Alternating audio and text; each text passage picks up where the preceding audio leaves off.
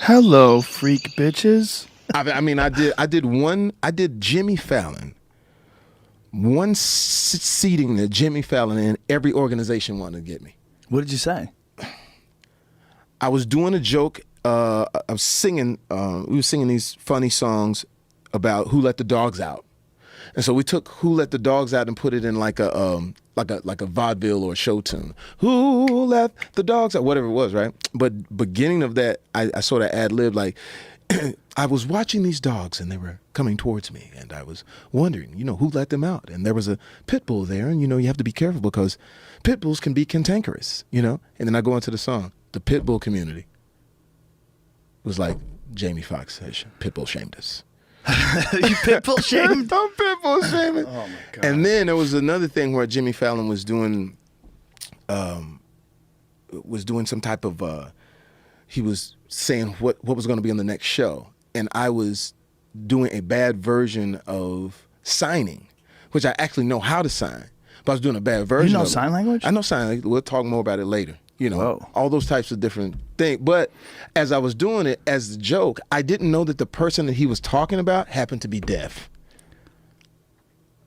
Oh, no. Oh, my God. And so then, so it's just all of these things. And I try to tell people, I say, hey, listen, we never mean anything bad. We poke fun, but we don't mean anything bad. But you can't just, you can't kill us. Because I got to keep doing what I do, So it's getting tougher. Well, it's just what we're talking about social media, about people commenting on things that you can't read the comments. There's just too many people.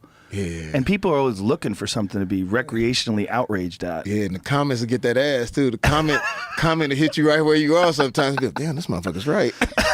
Well, it's good too, though. A little bit when they're right, when they're actually right. Like someone can say something ridiculous about you, and if you know it's ridiculous, it doesn't mean anything. Yeah. But if it's got a hint of truth, you're like, ooh. But when somebody says something about your teeth, you kind of look in the mirror. I don't understand, man. I got fucked up lower teeth. I got somebody hit me with the donkey. Yo, it's fucking donkey. I was like, I started talking like, it's crazy.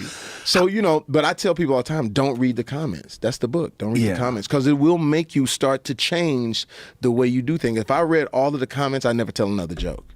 Yeah. If I read all the comments, I'll never try another, I got a movie that we just shot for Little or Nothing called All-Star Weekend, and the jokes are like all the way out there, and it's, I got everybody in it, and we all play different characters. Like I play a white racist cop.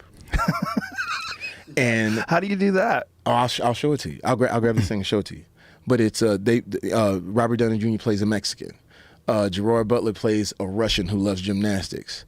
Benicio del Toro plays this crazy tattoo artist, and we're all doing our thing. So it's like if you read the comments, that'll make you tuck that in. But this is some brilliant, and it's a cool little thing too. It's called All-Star Weekend for a reason. It's about two guys. One guy loves Steph Curry, the other guy loves LeBron James, and all they're trying to do is get to the All-Star game. And it's sort of like this whole journey of running into all these people. So it's dope. But it is some things where it's like, ooh. You could see there's going to be some shit going on. Well, Robert Downey Jr., just from Tropic Thunder, think about that. You could never do that anymore. You can't have blackface anymore. Yeah, you know what? I'll say this. People have to understand where it comes from. There are real people out there that really mean you harm. Like outside of us. I mean, there's some real people who really don't fucking like you. Whatever you are, whether you're black, you're white, you're straight, you're gay, whatever it is. There's some people who really don't like. We're the entertainment. And it's easy. We're easy targets. It's easy for you to jump on Robert Downey Jr. or Jamie Foxx or Joe because it's easy. When it's real things, which, whether it's politics or whether it's whatever, a lot of times we're not ready for that fight. But it's easy to sort of pick the comedian. I call Robert. I said, listen, I need you to play a Mexican. He says, dude, here's the deal. Sure, fuck it. Sure, why not? Fuck it. Sure, of course. Sure, Mexican, whatever. But then he texts back and said, I'm nervous to play the Mexican. I said, well, shit, you played the black dude and you killed that shit. We're just all, we got to be able to do characters. What kind of blowback did he get from playing the black dude? None. Because we fucked with him. It was before The Wire, too, though. It was like, what year was Tropic Thunder? I feel like that was like 10 years ago. It was a while. But here's the thing. We fuck with Robert Downey Jr. Like, that's our guy. Right. Like, I did his birthday party. And my first joke was, how dare you take all of these roles from black people? You know, and everybody's laughing. So it's sort of like the entertainers, man. You got to give us room. You know what I'm saying? Like to play in it. I'll show you when I you got to take that room. You got to take it. You can't worry about. I saw Chappelle somewhere. It was like, you know, they were asking him about his jokes, and he's like, yo, man, look, you know, people have said worse shit. And I think he said something about Donald Trump saying grab him by the pussy or some shit, whatever. But it was true. It was like the one thing that you look at what happened with politics this year, people sort of stripped away a lot of things. You know what I'm saying? Regardless of what you believed in, whatever person you voted for, there was a lot of things that was sort of addressed about, like, maybe we were playing things a little too close.